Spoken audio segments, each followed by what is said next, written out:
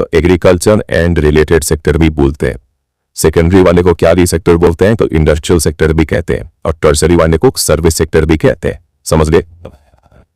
अब इन तीनों का कंपैरिजन करेंगे। कैसा कंपैरिजन? दो चीज हम देखेंगे। पहला, दो चीज समझिए कि ये तीनों ही sectors produce a large number of goods and services. Primary, secondary, tertiary, पूरे कंट्री का अगर बात किया जाए तो बहुत सारा चीज इन सब सेक्टर्स में से प्रोड्यूस हो रहा है। ठीक है, तो कौन सा सेक्टर कितना गुड्स एंड सर्विस प्रोड्यूस कर रहा है वो हमें देखना है। और दूसरा चीज होगा कि कितने लोग यहाँ पे एम्प्लॉयड है, इस सेक्टर में कितने लोग काम कर रहे हैं, यहाँ पे कितने लोग, यहाँ पे कितने लोग, एम्प्लॉयमेंट कौन कितना जनरेट कर रहा है वो देखेंगे। ठीक है, तो यहाँ पे लिखा है हमें ये पढ़ना है, how much goods and services are produced and how many people work in this what in each sector. वही इस टॉपिक में हमें पढ़ना है। ठीक है, तो इससे पहले कि हम ये देखें कि कौन सा सेक्टर, प्राइवेट, सेकेंडरी, टर्सरी, कौन सा सेक्टर कितना कितना गुड्स एंड सर्विस प्रोड्यूस करता है, उससे पहले हमें यह समझना होगा कि हम ये गुड्स एंड सर्विसेज को काउंट कैसे करेंगे, मेजर कैसे करें। एक तरीका तो ये होगा कि आप फॉर एग्जांपल कोई फार्मर 5 केजी चावल प्रोड्यूस कर रहा है, दूसरा फार्मर 5 केजी और व्हीट प्रोड्यूस कर रहा है, फिर कोई 10 केजी पल्सेस प्रोड्यूस कर रहा है। ऐसे बहुत सारा सामान है, तो इतना सामान को इतना सारा चीज ऐसे करके लिखेंगे तो बहुत कॉम्प्लिकेट हो जाएगा, बहुत मुश्किल हो जाएगा। इसलिए इकोनॉमिस्ट लोगों ने क्या सजेस्ट किया कि हम क्वांटिटी ना लिख के वैल्यू लिखें, यानी उसको प्राइस में मेजर करें rather than actual number. For example कोई 10,000 केजी व्हीट प्रोड्यूस कर रहा है और उसका दाम अगर 20 केजी 20 रुपया पर केजी है, तो टोटल वैल्यू कितना हो जाएगा? 2 लाख रुपया। ठीक है, उसी तरीके से 5,000 अगर कोकोनट से एक कोकोनट का दाम 15 रुपया है, तो यहाँ पे वैल्यू हो गया 75,000 रुपया। तो आप क्या कीजिए, इन दोनों को ऐड कर दीजिए, इस तरीके से वैल्यू ज्यादा इजी रहेगा लिखने के लिए। ठीक है, तो value of goods and services in the 3 sectors are calculated and then added up. फिर वैल्यू निकालने के बाद हम सबको ऐड कर देते हैं तो हमें फाइनल वैल्यू मिल जाता है। ठीक है, लेकिन यहाँ पे हमें एक चीज का सावधानी रखना पड़ेगा। वैल्यू निकालते वक्त इस बात का सावधानी रखना पड़ेगा कि हमें सिर्फ फाइनल गुड्स एंड सर्विसेज का ही वैल्यू लेना है। अब ये क्या नया टर्म है, फाइनल क्या होता है? एक एग्जाम्पल से समझिए कि मान लीजिए एक फार्मर है, उसने व्हीट सेल किया टू फ्लावर मिल। ठीक है, आटा चक्की में गेवो बेच दिया 20 रुपया पर केजी से। उस चक्की वाले ने क्या किया, उस आटे को गेवो को ग्राइंड करके आटा बना लिया। ठीक है, और फिर उसको बेच दिया टू अ बिस्किट कंपनी। उस आटे को बिस्किट कंपनी को बेच दिया 25 रुपया पर केजी से। ठीक है, दाम बढ़ गया क्योंकि ये गेवो था, पिसने के बाद 5 रुपया पर केजी बढ़ गया। अब इस बिस्किट कंपनी ने उस आटे का यूज करके और कुछ शुगर, ऑयल ये सब मिला उला के बिस्किट्स बना लिया। और कितने बनाए बिस्किट्स के? 4 पैकेट बनाए। ठीक है, 4 पैकेट ऑफ बिस्किट बनाए। और फाइनली उस कंपनी ने जो बिस्किट्स थे वो उसको कंज्यूमर्स को बेचा 80 रुपए का। 20 रुपया पर पैकेट, 4 पैकेट था तो 80 रुपए का सामान बेच दिया। तो यहाँ पे ये जो बिस्किट है ना, इस बिस्किट को कहेंगे फाइनल गुड। मतलब फाइनल गुड वो गुड होता है जो फाइनली कंज्यूमर तक पहुंचे। फाइनल कंज्यूमर क्या यहाँ पे व्हीट खा रहा था? नहीं, है कि नहीं? कंज्यूमर यहाँ पे क्या खा रहा है? बिस्किट खा रहा है। तो यहाँ पे फाइनल गुड क्या हो गया? ये बिस्किट हो गया। समझे? तो सिंपल सा मैं समझवा रहा है, फाइनल गुड्स क्या होता है? फाइनल गुड वो गुड होता है जो कंज्यूमर तक पहुंचे। अगर ये कंज्यूमर आटा ही कंज्यूम कर रहा होता तो इस केस में व्हीट हो जाता फाइनल गुड। लेकिन फिलहाल इस पर्टिकुलर एग्जांपल में फाइनल गुड क्या है? क्योंकि ये कंज्यूमर व्हीट नहीं खा रहा है, बिस्किट खा रहा है, तो इस केस में फाइनल गुड बिस्किट हो गया। ठीक है, हम यहाँ पे आपको अगर बोला जाए कि कितना वैल्यू ऐड हुआ है, कितना वैल्यू सामान कितना प्रोड्यूस हुआ है, तो क्या आप ये आटे का दाम भी ऐड करेंगे या फिर ये गेहूं का दाम भी ऐड करेंगे, फिर आटे का दाम भी ऐड करेंगे, फिर बिस्किट का दाम भी ऐड करेंगे? क्या टोटल कितना बोलेंगे आप? बहुत ज्यादा हो जाएगा। 20 रुपया प्लस 25 रुपया हो या 45 और 80 हो या 125 रुपीज, ये होगा क्या वैल्यू? तो ये नहीं होगा। क्यों? क्योंकि इस बिस्किट का जो वैल्यू है 80 रुपया, इसमें ऑलरेडी इसका दाम इंक्लूडेड है, वेट का दाम। ठीक है, इसलिए हम सिर्फ फाइनल जब वैल्यू निकालेंगे तो सिर्फ ये 80 रुपया ही लिखेंगे, ये 20 रुपया 25 रुपया नहीं लिखेंगे। यहाँ पर लिखा है कि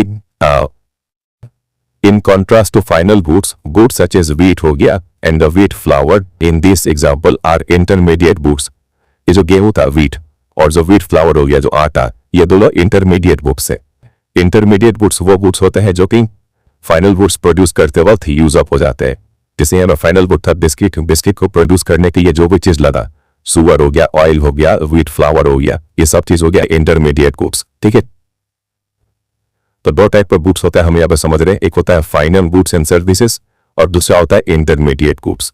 ठीक है, फाइनल गुड्स वो होता है जो कंज्यूमर तक पहुंचे, इंटरमीडिएट गुड्स वो होता है जो कि यूज अप हो जाए in producing final goods and services. ठीक है, द वैल्यू ऑफ फाइनल वो भी यहाँ पे जो फाइनल गुड था बिस्किट, इसका जो वैल्यू है 80 रुपया, वो already include the value of all intermediate book. इस 80 रुपया में इस आटे का भी दाम है प्लस सुअर का भी दाम है, ऑयल का भी दाम ऑलरेडी इंक्लूडेड है।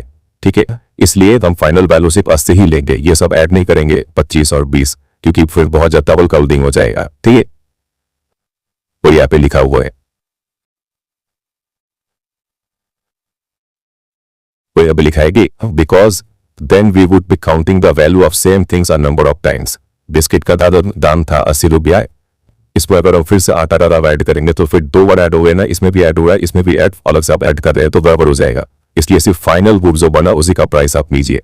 ठीक है, चलिए ऊपर हम यहाँ पे डिफरेंस लिख रखे हैं फाइनल गुड्स और इंटरमीडिएट गुड्स के बारे में। 3 पॉइंट का डिफरेंस है, आप समझेंगे तीनों को डिटेल में। उससे पहले एक टर्म समझ लीजिए जिसको बोलते हैं जीडीपी। ये क्या होता है? हमने अभी समझा कि गुड्स कितने टाइप के होते हैं, गुड्स एंड सर्विसेज 2 टाइप के, एक होता है फाइनल गुड्स, एक होता है इंटरमीडिएट गुड्स। फाइनल गुड वो होता है जो कंज्यूमर तक पहुंचे, और इंटरमीडिएट गुड वो होता है जो यूज अप हो जाए इन प्रोड्यूसिंग फाइनल गुड्स। ठीक है, अब हमारा जो ध्यान होगा वो इस पे होगा, फाइनल गुड्स पे। देखिए, किसी भी कंट्री के अंदर एक बार पढ़ लेते हैं, the value of final goods and services produced in each sector during a particular year provides the total production of the sector for that year, and the sum of production in the 3 sectors give what is called GDP of a country, gross domestic product। तो मतलब इसका simple definition ये हो जाएगा कि it is the value of all final goods and services produced within a country during a particular year।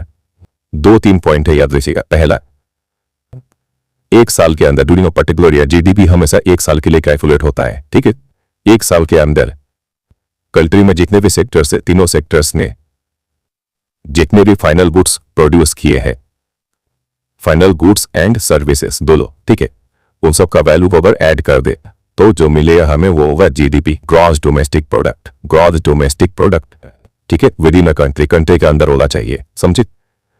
अब इसका भी बहुत एडवांस वर्जन है जो कि आप क्लास 11-12 में पढ़ेंगे नेशनल इनकम चैप्टर में। अभी के लिए ऐसे कितना समझ लीजिए कि जीडीपी क्या होता है, तो कंट्री के अंदर जितने भी फाइनल गुड्स एंड सर्विसेज से जो ही कंट्री के अंदर प्रोड्यूस हुआ है एक साल के अंदर, उसको बोलेंगे जीडीपी। ठीक है, तो अगर आपसे कोई पूछे कि जीडीपी में कौन सा वैल्यू लेते हैं, फाइनल गुड्स का वैल्यू लेते हैं फिर इंटरमीडिएट गुड्स का वैल्यू लेते हैं, तो आप क्या बोलेंगे? इसमें हमेशा सिर्फ फाइनल गुड्स का ही वैल्यू लिया जाता है, इंटरमीडिएट का वैल्यू नहीं लिया जाएगा। ठीक है, चलिए आप ये डिफरेंस देखिए, फाइनल और इंटरमीडिएट गुड का डिफरेंस। पहला तो पॉइंट है definition, goods which are used for final consumption या फिर यूज्ड बाय द कंज्यूमर्स। ठीक है, वो गया फाइनल गुड, और इसका हो जाएगा goods used up in producing final goods and services, जो उसमें यूज हो जाए वो इंटरमीडिएट कहेंगे। इसका वैल्यू को इंक्लूड करते हैं इन जीडीपी, इसका वैल्यू को जीडीपी कैलकुलेशन में इंक्लूड नहीं करते हैं। एग्जाम्पल हो गया टीवी, ब्रेड, बिस्किट, ये सब। इसका एग्जाम्पल कुछ दे दीजिए, flower, wheat flour, cotton etcetera. ठीक है, चलिए ये 3 पॉइंट का डिफरेंस याद रहिए, एग्जाम में क्वेश्चन आता है। और यहाँ पे हमने समझा जीडीपी का डेफिनेशन।